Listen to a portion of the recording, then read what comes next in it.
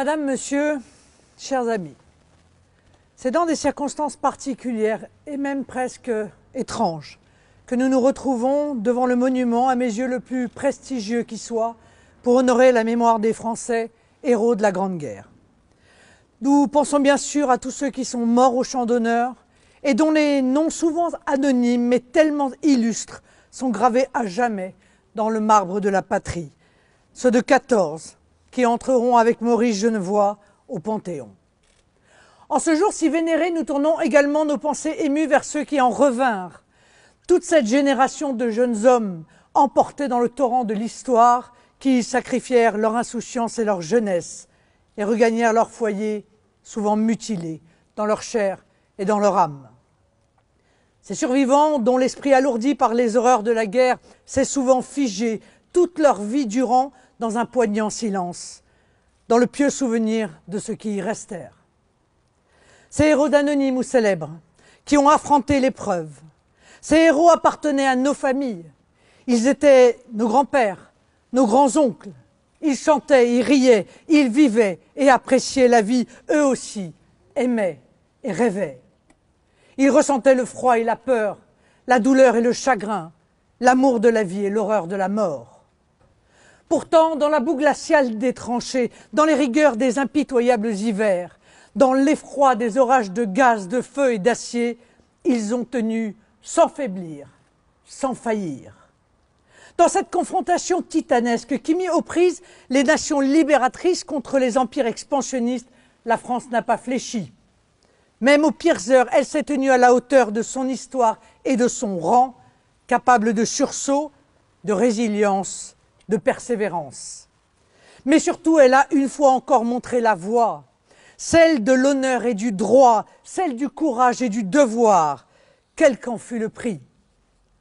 L'ombre gigantesque de nos héros, comme les champs de croix blanche qui parsèment les terres de France, abreuvées de leur sang, viennent nous rappeler que notre peuple a, tout au long de son histoire, payé chèrement le prix de sa liberté et de sa sécurité. Les exploits de ces preux, leurs morts par millions nous rappellent aussi que la souveraineté et la grandeur de notre nation ne furent pas acquis sans effort, sans douleur ni sacrifice. À l'heure des grands abandons, d'un désinvolte et facile trait de plume, je crois profondément que cette conscience de ce que nous leur devons encore aujourd'hui nous oblige. Tous ces noms gravés dans la pierre le sont aussi dans la mémoire vivante de la France, celle qui sait que l'histoire est écrite par les hommes qui refusent de subir, décident de se lever et acceptent parfois de mourir pour une cause plus grande qu'eux. Cette histoire se façonne dans le dévouement et le sacrifice, dans l'énergie et l'effort, dans le courage et la détermination. À l'heure de toutes les bifurcations historiques, leur exemple nous enseigne que c'est à nous, Français, qu'il appartient d'écrire notre avenir. En ce 11 novembre, je ne veux pas non plus oublier le souvenir du 11 novembre 40, il y a 80 ans, où une poignée d'étudiants rebelles dans une manifestation, malheureusement mal connue et trop mal reconnue à l'Arc de Triomphe, avait osé le premier acte de résistance publique d'une nation humiliée face à un occupant triomphant. Je veux voir dans ces sursauts patriotiques, même symboliques, aussi un message de grande espérance. Dès lors que les événements l'exigent, des héros anonymes sortent spontanément du peuple, se lèvent pour combattre.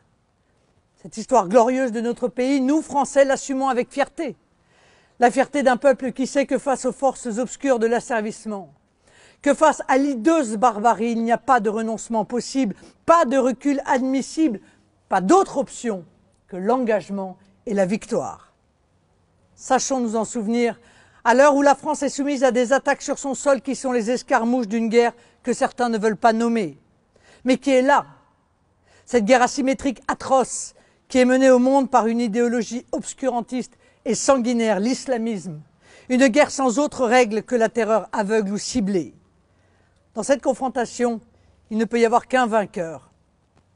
Jamais une guerre n'est comparable à l'autre et 1914 ou 1940 ne ressemblent pas en termes militaires à 1920, mais lorsque nous sommes face à la négation de nos valeurs de civilisation, lorsque nous sommes confrontés à une volonté de conquête et de soumission, ce qui est toujours comparable, c'est la résolution de combattre, l'intelligence de la stratégie, le courage de l'engagement et surtout la détermination de ne rien céder. En ce jour où la France célèbre ses héros, comment ne pas avoir une pensée pour tous ceux soldats et policiers qui mènent cette guerre sur des théâtres d'opérations extérieurs comme au Sahel, mais aussi sur le sol de la patrie, dans nos rues. Qu'ils sachent que nos pensées les plus affectueuses et les plus fraternelles les accompagnent. Qu'ils sachent que dans cet engagement où ils donnent tant et parfois tout, la nation tout entière est à leur côté. À tous ceux qui sont engagés ou exposés, je veux le dire, l'arrière tiendra. En 1914, on avait coutume de dessiner cette belle image de fraternité combattante en présentant l'instituteur et le curé côte à côte dans la tranchée. Tragique allégorie qui retrouve un siècle plus tard une horrible actualité avec ces crimes terroristes qui placent en première ligne les enseignants et les prêtres.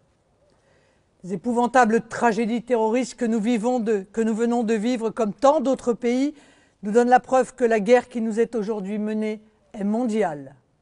Elle engage toute notre société et donc parce qu'elle met en jeu ce que nous sommes, nos valeurs de civilisation et notre vision de l'homme, elle exige une mobilisation générale de toute notre nation. Ceux qui attendent une déclaration de guerre en bonne et due forme n'ont pas compris le monde qui déferle sur nous. La France est un grand pays par sa beauté, par sa créativité inégalée, par l'intelligence de ses chercheurs et de ses ingénieurs, par les savoir-faire de ses artisans et de ses ouvriers, par l'élégance et la finesse de sa culture. Mais elle est un pays estimé aussi parce que nous portons pour le monde des valeurs de liberté, de résistance et, quand il en va de la dignité humaine, de combat. Au moment où nous nous avançons dans un XXIe siècle qui s'avère redoutable, tout comme le tragique XXe siècle, l'exemple de ces jeunes hommes qui ont triomphé des pires menaces est une source d'inspiration. Quand la France est face au péril de la barbarie, quand ce qui s'est joué est l'existence même de notre pays et de nos valeurs, quand ce qui est en jeu c'est la liberté de nos enfants, leurs glorieux souvenirs appellent nos sociétés parfois oublieuses et frivoles à retrouver dans la fraternité nationale, dans la fierté de ce que nous sommes, dans la volonté de vaincre, la vigueur de combattre. Vive la République, vive la France!